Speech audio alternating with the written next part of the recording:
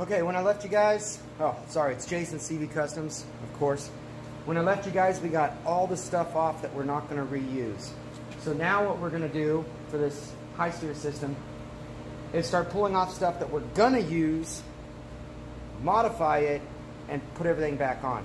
This kit, when you order it, they brag about it's a bolt-on kit. It's a bolt-on kit, no welding. And it's true. What they don't tell you is how much cutting, grinding, drilling, tapping. There's a lot of work to this. If you're handy at all, you can handle it. It's nothing to be afraid of, but now we'll jump into it. So let's get down there. Okay, first thing we got to do, guys, is get the caliper off and the axle shaft out so we can work on the knuckle. It's just these two bolts right here for the caliper. I was going to show you taking them off, but I had some filming difficulties, so they're already out. No big deal. Now we'll get this guy off. Now, you don't have to take the brake line off or anything like that. Just find a spot where you can set it so that it's not going to get hurt. You don't want to break the hose or leave it stretched or anything like that, so that's fine. Now that's good. Next thing we're going to do is take the wheel bearings off. Now, you don't have to separate the axle shaft from the hub. You can just take the wheel bearings out and pull everything.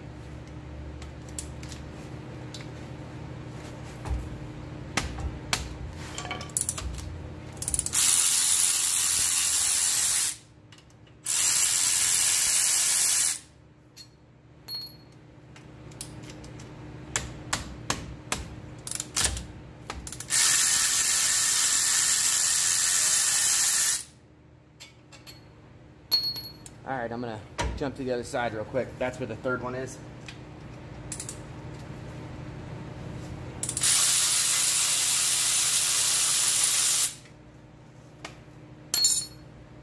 Okay, now, all three bolts are out. The trick to not having to hammer this hub off is just shove a pry bar in there. And if you have the steering hooked up, you can just turn the wheel. But I don't have the steering hooked up, so we have to do it a different way. And it's out. Now, you just pull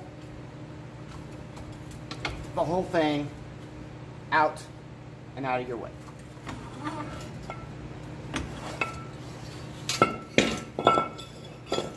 And apparently, we should have had a catch pan. This thing's really full of oil. So, I'm going to go get a pan. Okay, so this is probably one of the most important parts of this upgrade. See, you can see it right here. This seam, it's a molding seam or a cast seam when they built the knuckle.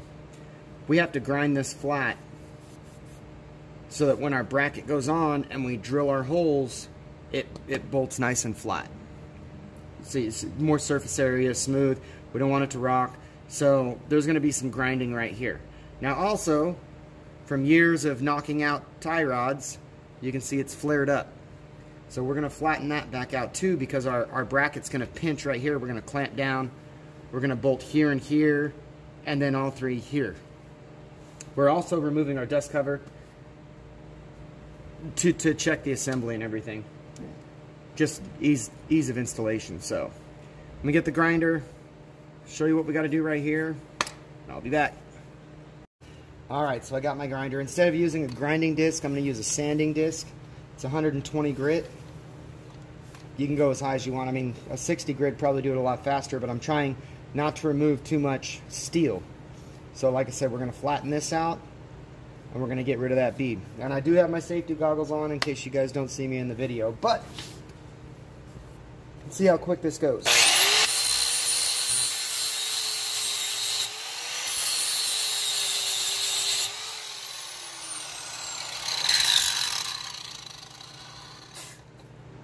So that's pretty flat real quick. Now we're going to get this casting rib out of here.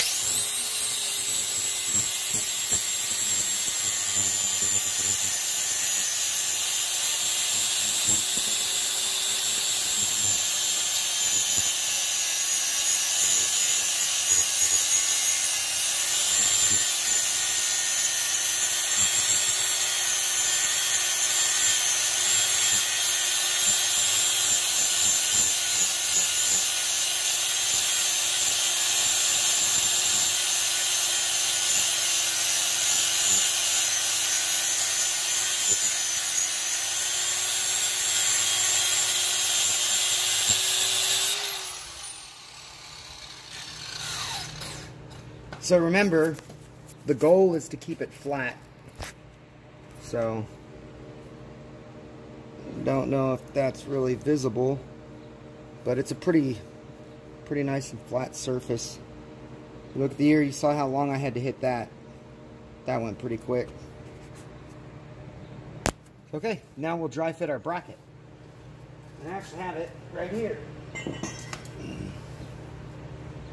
So see, our bracket's going to go to these 3 bolts in here.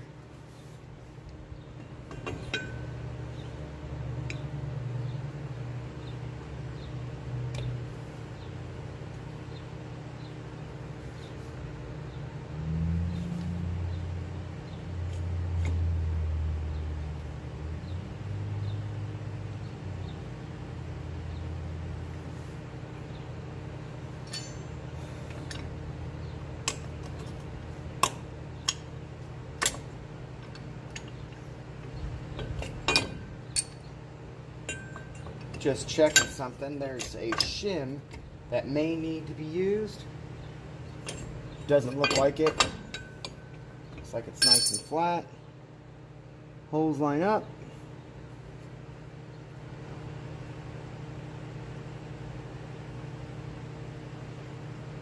Looks good. Okay, so this is the second kit that I put on. I put one on mine and it bolted right up. Everything was flat just like it says. Now the directions do tell you that on some TJs this portion of the knuckle is low. So they provide you with these shims.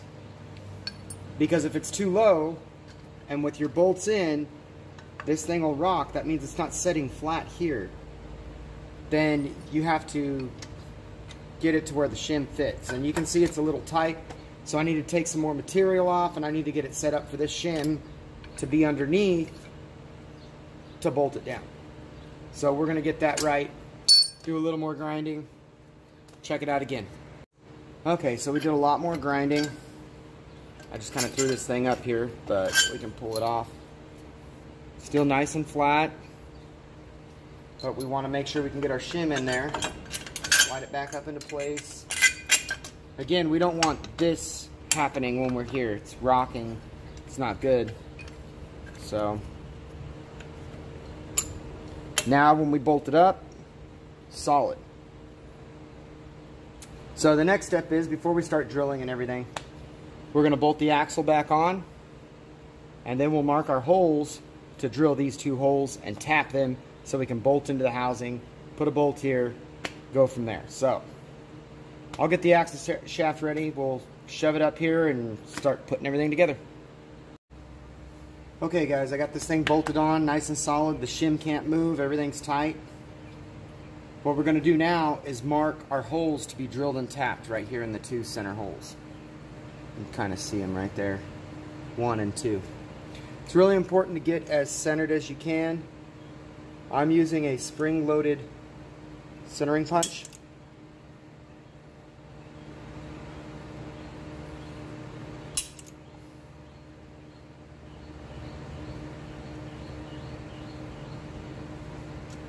Make it a little easier to see. There we go. Looks centered. So now we'll take this off and we'll drill the holes, tap them. We're going to drill it to 5/16 because it's going with a 3/8 bolt. Get this off, and then the next time we put it back together, it's going together for the last time. Okay, so we're going to start drilling. We'll start with a very small drill bit. It's like 3/32, something like that. And we start small so that the drill bit doesn't walk around on us.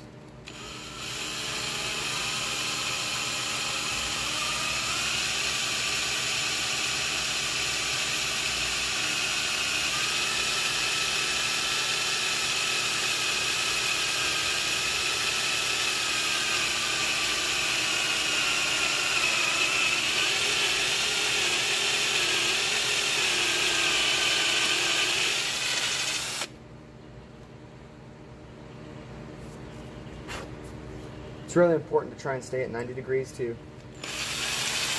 And don't force it too much. You don't want to break a bit.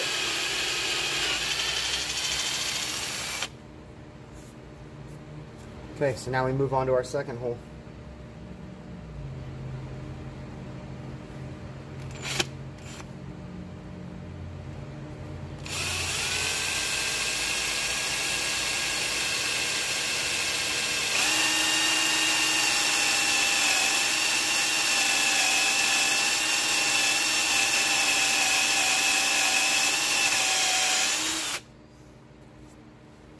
All right, now we step up to the next size.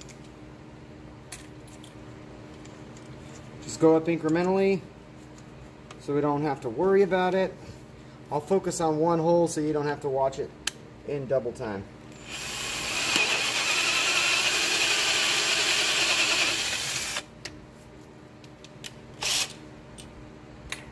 And again, we're going to 5/16. Once we hit 5/16, we'll stop and tap it.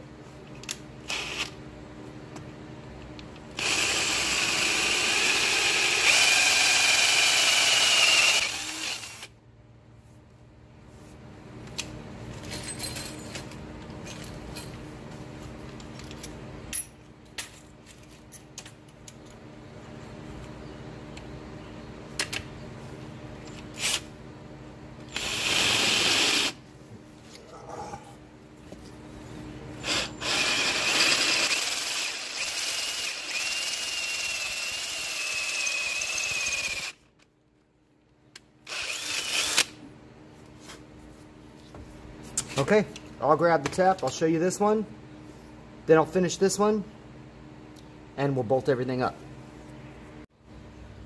Okay, so we got our 3/8 tap on the ratchet, ready to go. When you get to the tap, you want to make sure you keep it lubricated. I'm just using like a WD-40, like a penetrating oil. Just keep it nice and square, 90 degrees to the surface. And as you go, make sure you're not putting side load on that tap because it will break just like glass.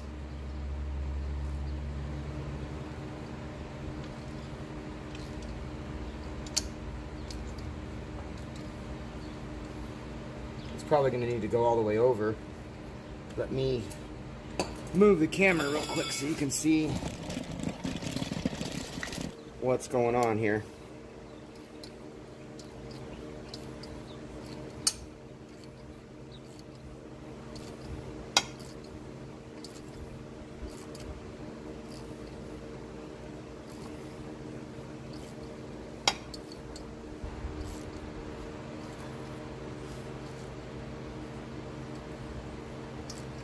If you start feeling excess force on the tap, back it out.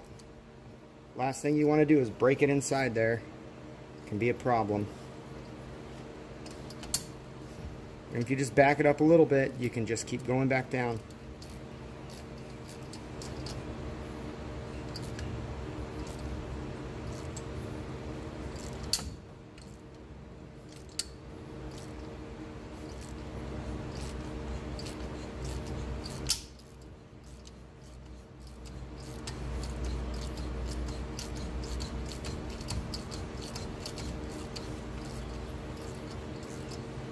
That's it, it's all the way through. Just like to run the tap a little further. And then we'll spin the tap out.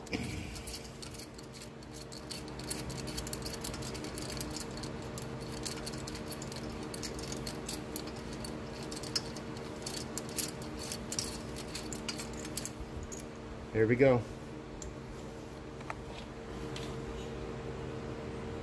You see the threads ready to go. Grab the bolt so we can confirm. This is the bolt they're going to have us shove in there.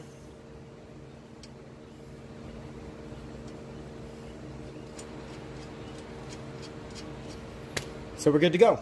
Okay, I'm going to get the other one done. Then we'll bolt it back up, and we still need to drill this to 5/8 so that our 5/8 bolt can go all the way through. Okay, so we got it bolted back together. This time with the dust cover back on. You can see why we didn't put the dust cover on before. Those bolts are really hard to get to for marking and drilling.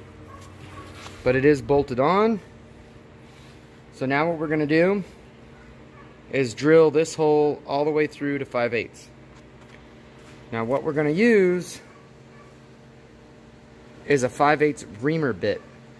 So it can do, because see, this is tapered, so by having a reamer bit, we can work with the different size holes, and we can take it and turn it into a straight 5/8 hole all the way through.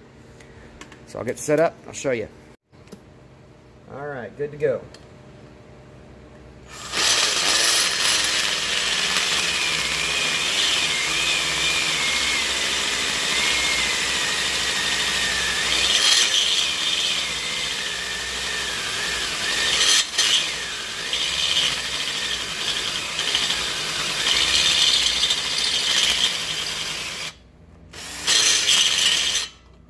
Notice I'll flip it around and go from the bottom.